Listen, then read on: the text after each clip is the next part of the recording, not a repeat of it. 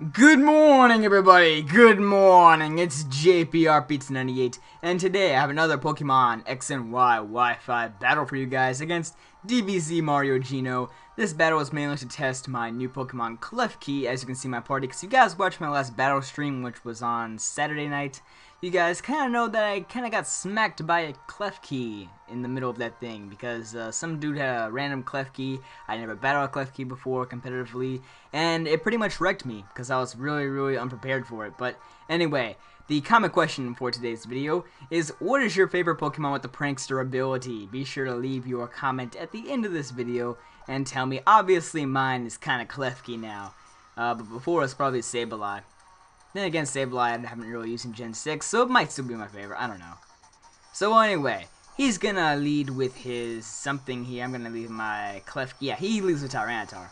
So anyway, here I believe I'm going to actually misclick on the first turn and go for the Swagger. I was going to go for the Substitute, but I was just clicking way too fast. So anyway, basically, he's going to get confused, even though I didn't want him to. I wanted to set my Substitute first before, you know, he kind of smacked me with a Stone Edge or something. I was really fearing he was going to go for the Earthquake, but he must have predicted like a switch or something and went for the Stone Edge instead. So, yeah, I kind of got hit really hard there because I gave him that +2 with the Swagger. So, yeah, that's just too bad, you know. But, you know, it's alright, though, because Klefki has that TM87 Swagger, and he can handle hits like that.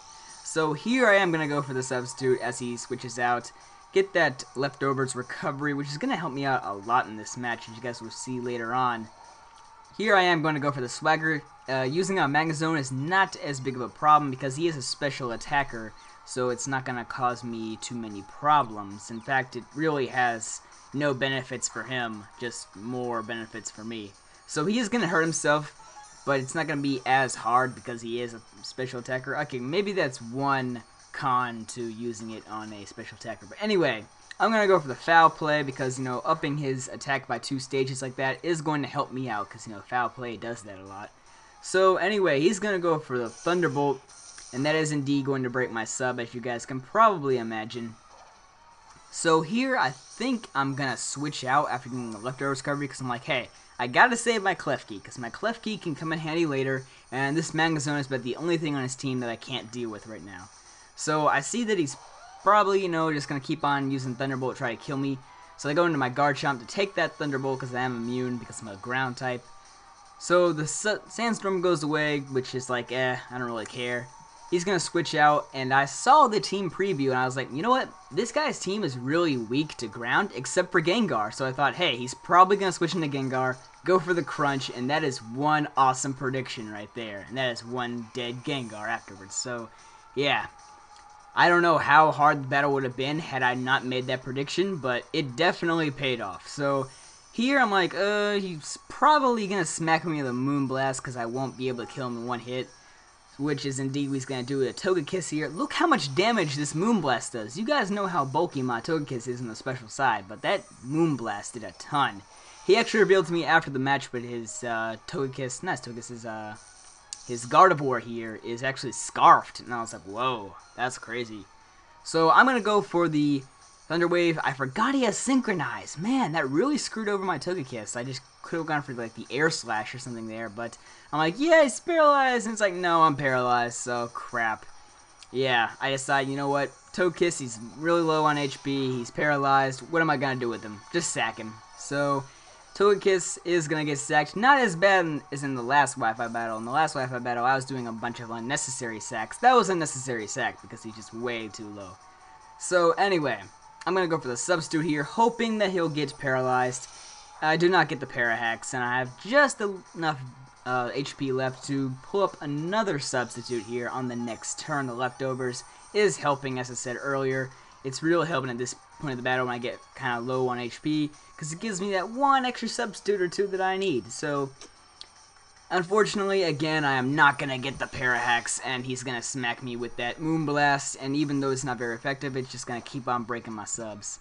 So here I decide, you know what, go for broke, we gotta gamble, we have got to use Swagger on this guy, get him confused, he's gotta hit himself, he's gotta get paralyzed, something along the way. So basically, it's like a 50% chance that he'll hit himself and a 25% chance he'll get paralyzed. So I'm feeling alright. Not the best, but alright. He is indeed going to hit himself in the face, which is going to help me out a lot. I do not have enough HP to go for another substitute, I believe, so I'm just going to go straight off for the foul play here, which is going to do a lot of damage to that Gardevoir. So anyway, I believe he hits himself again here, and he's actually going to withdraw his Gardevoir here in the next turn because, I don't know, he just wants to use it as a sacrifice later on in the battle, which is a pretty wise idea because, you know, I don't know. He's going to go into his Magnezone, which is, again, the only thing that really walls my Klefki here. Klefki's just being a troll right now. I'm telling you guys, Klefki, like, he uses that little key on his chain, and he uses it to, like, unlock the gates to troll heaven. I'm telling you guys. Klefki unlocks the troll gates right now. So I am going to go for the Swagger again, because, you know, I'm not really too scared of this Magnezone, even though he walls me. So pretty much I'm just going to, you know, keep on gambling on him hitting himself. Of course, it's not really going to happen, though. He's going to go for the Volt Switch. And since he has the Volt Switch, and I've not seen any Life Orb damage or any leftovers recovery, I'm thinking this guy is probably Choice Specs. So that is the little hunch that I'm getting right now. He's going to go into his Scizor, and I decide, you know what, Klefki's sounds pretty much up. I'm going to reveal to him my final move here, which is going to be the drumroll Thunder Wave. Alright, so the Thunder Wave is definitely going to help out here because, you know, Scizor is going to get Parahaxed a couple times here and there, you know, in the future. You guys just have to see. But anyway, Klefki's time has, you know, expired, but he's done very well. He's paralyzed 2 Pokemon, and he pretty much took one out in Gardevoir. He's done alright. He's done a very good job, and I know for a fact he's probably taking this guy off that I'm battling because, you know, that's what Klefki does, man. That's what he does. So he is going to bullet punch me, and that's going to be the end of me, even though I'm, like, very, very physically defensive. But it doesn't even matter because it's a freaking Scizor. Freaking Scizor is so powerful. So I go into my shiny Politoed, which is my, what is it called? It's my wall, right. Can't believe I forgot that word. But anyway, I have no idea how lucky I got with this Politoed. It had perfect nature and perfect IVs and everything when I caught it. And it was like, dude. And it's shiny. What the heck, man? It was holding a King's Rock, too, so I could evolve it. But anyway, he decides to sack his Gardevoir there. I was getting a little off topic. I apologize. But anyway, I just gotta brag about my shiny Politoed because, you know, I can't believe it. But anyway, I see that he's pretty much not really predicting anything. I know he's gonna be locked in to this Electric move because, you know, as I already said, he's probably Specs. So he is going to switch out here, which tells me again, Specs. So he's going to go into his Scizor, and I believe on this next turn, I'm going to go for the Hone Claws as he Mega Evolves, which kind of threw me off guard, because at this point in the battle, I completely forgotten about Mega Evolution, since I figured, hey, this Scizor's already been on the field, and he hasn't Mega Evolved yet. I was like, I don't know. So apparently his Scizor is going to be his Mega Evolving Pokemon. Again, I don't have a Mega Evolving Pokemon on my team. I don't use Mega Evolutions that much, if you guys haven't noticed. But I'm going to go for the Earthquake here, and I believe he's actually going to get paralyzed. Oh, he got paralyzed in the previous turn, my bad. I am stuck in the past. But that really did matter a lot that he got paralyzed in the previous turn, because that is going to save my Garchomp's butt, which has 39 HP. For some odd reason, I thought that ground resisted Steel-type moves, but apparently it doesn't, so I got smacked harder than I thought I would. He's going to go into his Greninja that I've seen here and there where Garchomp will occasionally outspeed Greninja, so I make a stupid play, and I decide to stay in while he kills me off with a Surf. So I definitely made a stupid play there because I could have used Garchomp to kill off Magnezone later on in the match. So yeah, stupid play number 1 for me. So I'm going to go into my Greninja because I already said in the past he has 31 speed IVs and a timid nature, so pretty much he must have broken the speed tie here, because that's like the only way another Greninja can outspeed me. Because, you know, I like to brag a little bit about my Greninja, in case you guys haven't noticed. I don't like bragging that much, but I gotta say, man, Greninja's just too fast. My Greninja is like the peak amount of speed that Greninja can have, but apparently his just broke the speed tie, because it must have the exact same EVs and IVs and nature as mine. Which is alright. It's a very cool Greninja set. So anyway, I'm gonna go for the Grass Knot there, because I didn't think he would switch out. But yeah, here he's going to get his leftovers recovery, so here I think he's either going to switch into Magnezone to take the predicted Grass Knot or just sack his Tyranitar. He's going to do the, pretty much the smart thing and smack his Tyranitar. It's not smack. I'm going to smack the Tyranitar. He's going to sacrifice the Tyranitar. Yeah, sorry, I got my words mixed up there. But anyway, I'm going to commit suicide, which is like the only way to stop a Greninja. Suicide, yeah. So, I have 2 Pokemon left. He has 2 Pokemon left. He has Magnezone and Greninja. I have Tyranitar and Politoed. So, he is going to U-turn here. Is going to turn him into a Bug type, so we'll get stabbed from it. So, I'm like, oh, this did more damage than I thought it would. And now, my Tyranitar is going to be kind of screwed the next time it faces up against Greninja. Because I knew I could take on Surf, but not anymore. I'm going to go for the payback because I didn't think he would go for the U-turn. I thought he was just going to go straight for the Scald or the Grass Knot or something. But anyway, he's going to take that payback. I don't really care. I'm just going to go for the Earthquake in the next turn. And that is the end of Magnezone. So after Magnezone faints, he's going to go back into his Greninja for a 3rd time. And this is where he's just going to kill me off with a Surf.